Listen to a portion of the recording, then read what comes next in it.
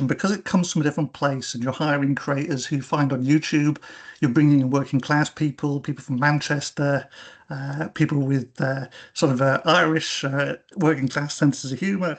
We're talking about like Steve Coogan, who founded a company called Baby Cow, which was producing a lot of the shows. There's a lot of independent companies being used and things like that. You had a totally different sentiment.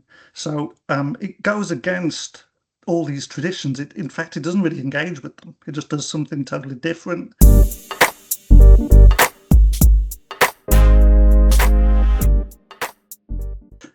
So the BBC, I always thought it was a very stable institution, like a big, solid part of British life. But really, on looking into it, reading what other people have written and reading and interviewing people and talking about how it works, it seems like it's an institution which is in perpetual crisis. So it's just always in crisis. And one of the main crises, I think, is that it is an institution which straddles the public service and a kind of national cultural service. So it is most evident in news media. So you have Mills wrote this, which I think is a really great book. It sounds like a criticism of the BBC, but it's just explaining kind of what it is really, which is that it is kind of led by a lot of Oxbridgey types who have a certain idea of how to do things, and there's a lot of relation with the government and trying to serve the national good and a national identity. And then you have also a lot of people who want to do stuff which serves the public and really does what the public want and caters to their tastes and their beliefs and is locally run and grassroots run. So it's like a permanent friction which you just can't resolve in the BBC because it is doing these two impossible things. And I think that it actually does them. So it does achieve that, but it's always in this impossible struggle.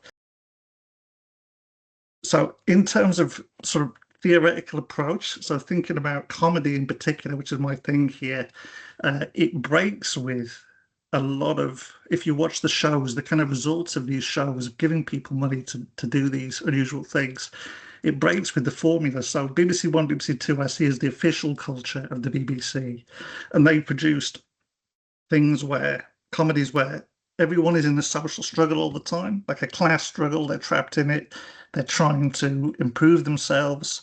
Identity through jokes is reinforced by an us-them distinction, which Brett Mills talks about, which is very much like it's got a power relationship all the time.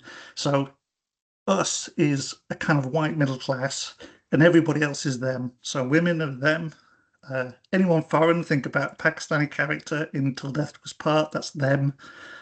Think about anyone from a different culture is essentially a them. Anyone who's not British is definitely a them. And there's always a dynamic where you sort of identify and there's a butt of the joke. And it seems very extreme, but when you look at the shows, you just endlessly see that that's kind of how it works. Also, there is a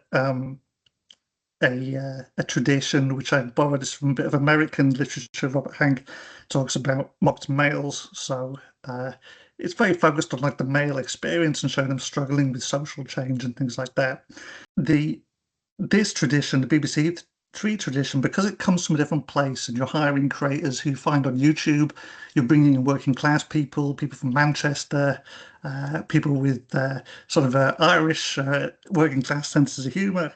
We're talking about like Steve Coogan, who founded a company called Baby Cow, which was producing a lot of the shows. There's a lot of independent companies being used and things like that. You had a totally different sentiment. So it goes against all these traditions. In fact, it doesn't really engage with them. It just does something totally different, which I think reflects this work by Tony McKenna when he talks about the comedy in the show Derek, which was on Netflix, which is an anathema to the ruthless individualism. It means the class struggle. This show, the characters were kind of outside. They have community. They care about each other. They're not striving. You see a real sort of working class environment, and it's not glamorous. Doesn't want to be. So BBC Three was a bit more like that. So some of the shows produced, commissioned during this time. 15 Stories High. This was Sean Lock said it didn't want to make it look like a cool place. It wanted to show London at a time when it was very cool. It was not actually cool for a lot of people, and it was filmed in a very creative way, described by Martin Treneman, who worked on the show as like a Swedish art film. That's how Sean Lock wanted it, or a kitchen sink sitcom. So it's very realist. There's Benedict Wong down there in the apartment he shares with Sean Lock. Very slow moving, kind of beautiful sitcom, really. Then you have also The Smoking Room. This was one which I personally really like this show. It has something, in production in common with the royal family. I talked to Henry Normal as well, who was writer of the royal family. Uh, this it kind of follows that a little bit. So it's very slow moving, no laugh track. It was a bit like a stage play, and that's how it was received. And it was people talking in an environment where they're not actually working. So um, it's a smoking room or a break room. We don't have smoking rooms anymore. They were outlawed, but it is an environment where you can't work. So it's a bubble outside the class, the social struggle, outside the hierarchy where people don't care. And it has that sentiment, like 15 Stories High, where it's this indifference to everything, which was the BBC. It touched that generation, it appealed to them. And it used a bit of music by The Cure, which was kind of quirky and odd and gives it that strange feel as well for that new young audience. I talked to Graham Duff. He made which I think is the most significant show, which was Ideal. Um, so, Ideal was something which came from his stand-up, and it was inspired by a lot of things which were not really conceptual in the same way as the BBC comedy shows. So he just wanted to show an authentic working class environment. It's a lot darker than other shows which show working class characters.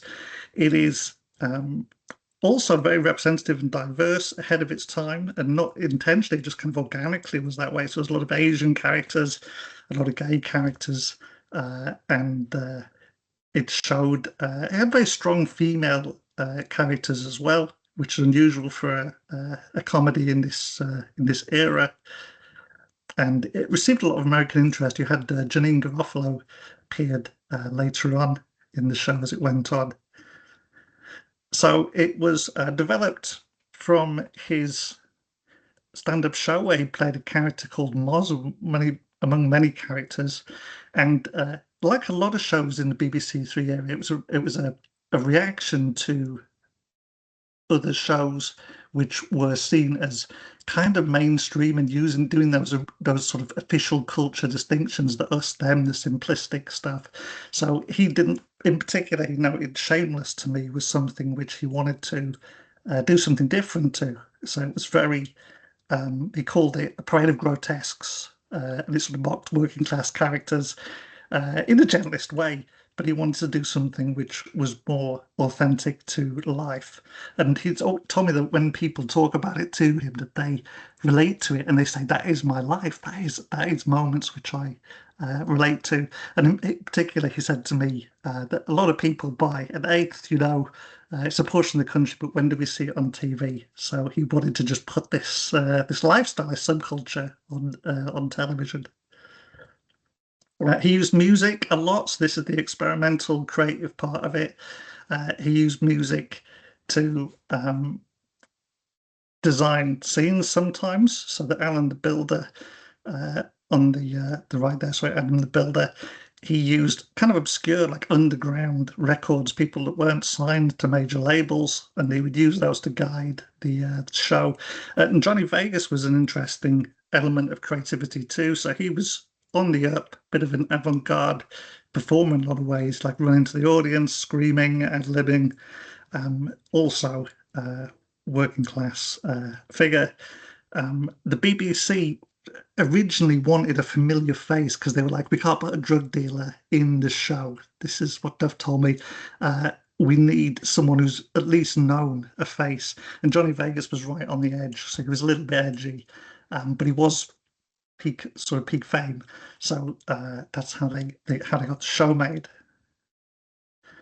Ideal, like a lot of shows, is of these shows has been revived in recent years. So he did a stage play. This is them in the stage play performing, and it was really it's like fans of the show, and I think it shows that these shows, which were super creative in the era and doing something culturally different that people identified with, were.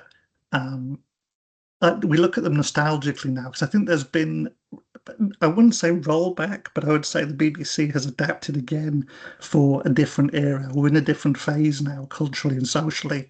And I kind of discovered this as I was writing the book that the shows which came next and the pull of BBC One as creators go from up the ladder from the experimental spaces in the BBC towards the legitimate spaces of BBC One and Two, that it kind of normalizes and changes things. So people look back on these shows, which is why they have revivals in various ways, and on streaming platforms in the US and things like that. These highly creative shows. This is another dimension to it. This is kind of my closing part here. It is, although I've talked mainly about working class characters here, a big part of it was also a sense of nation, which became a very important part, especially with Brexit, which occurs like as part of this story. So you had the us them thing was a formula in lots of shows, even really good, fascinating, progressive shows like Goodness Gracious Me, Citizen Khan, The Real McCoy.